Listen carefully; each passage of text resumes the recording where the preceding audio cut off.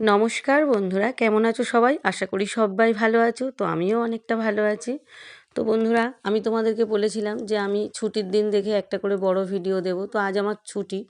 তো মানে আজকে আমি ছুটি নিয়েছি আর কি। আর সপ্তাহে শনি রবিবার ছুটি দেয় না আমার। তো আমি যে কোনো দিন ছুটি নিতে পারি। তো আজ আমি ছুটি নিয়েছি। তো আমার দুই মেয়ে বলল, মা একটু চিকেন খাবো, তোমার হাতের চিকেন অনেক দিন খাওয়া হচ্ছে না। তো তাড়াহুড়ো করে রান্না করে চলে যাই, চিকেনটা সেইভাবে করা হচ্ছে না।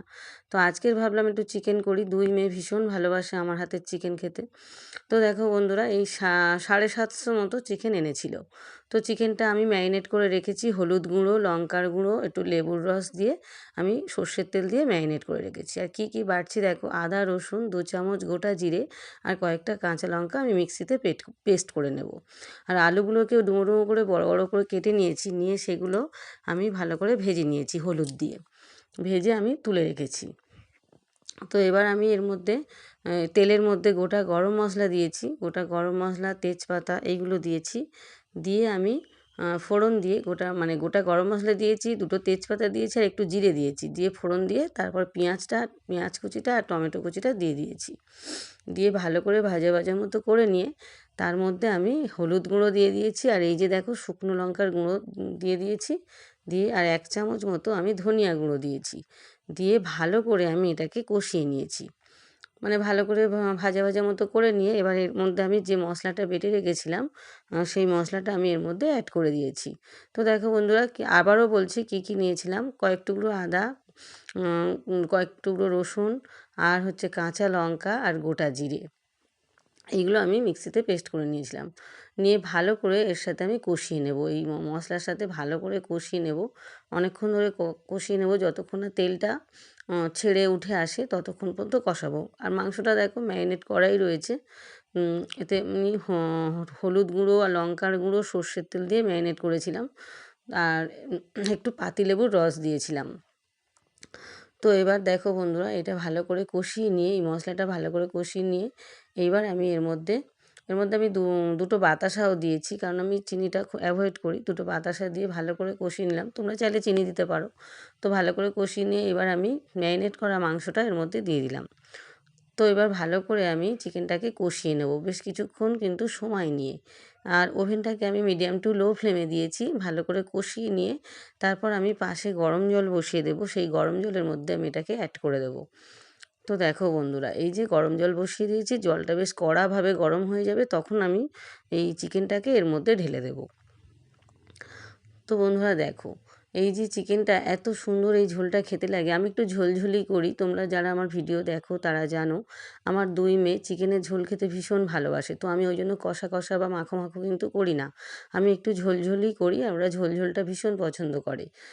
তো এই যে ভালো করে কষিয়ে তারপরে আমি এর মধ্যে পাশের কড়াইতে দিয়ে দেবো, বা যারা একটা কড়াইতে করবে তারা এই এই কষিয়ে গরম জল একটু এর মধ্যে অ্যাড করে দিতে পারো। তো আমি লোহার কড়াইতে তরকারিটা খুব একটা পছন্দ করি না, একটু কালো মতো হয়ে যায় বলে, সেই জন্য আমি এই কষিয়ে নিয়ে এই মানে অ্যালুমিনিয়ামের কড়াতে দিয়ে দেবো। তো দেখো বন্ধুরা, ভালো করে কষিয়ে নিলাম, লবণটাও মানে পরিমাণ মতো দিয়ে দিয়ে দেবো।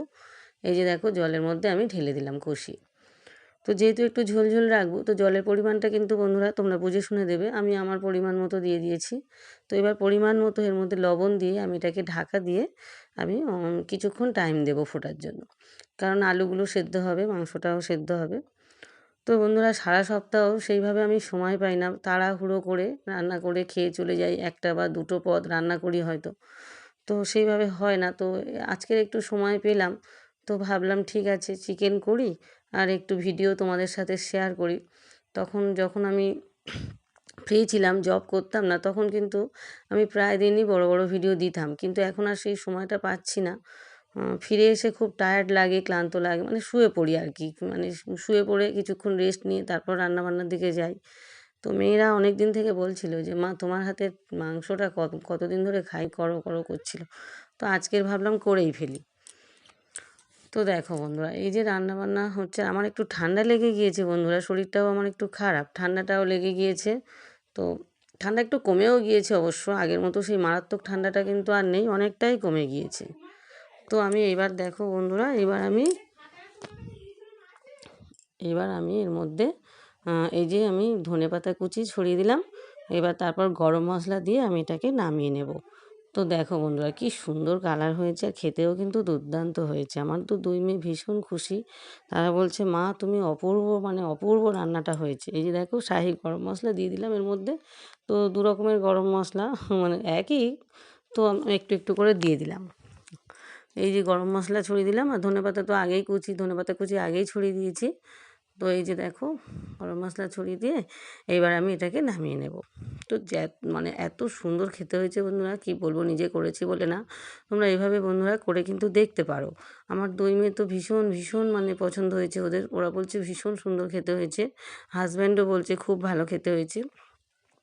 তো আমি রাত্রেবেলা ভাবছি একটু ফ্রাইড রাইস করব, তার সাথে এই চিকেন মানে এই যে ঝোলটা এটা দিয়ে কিন্তু ফ্রাইড রাইস খুব মানে খেতে আমার 2 মেয়ে ভালোবাসে, আমিও ভালোবাসি।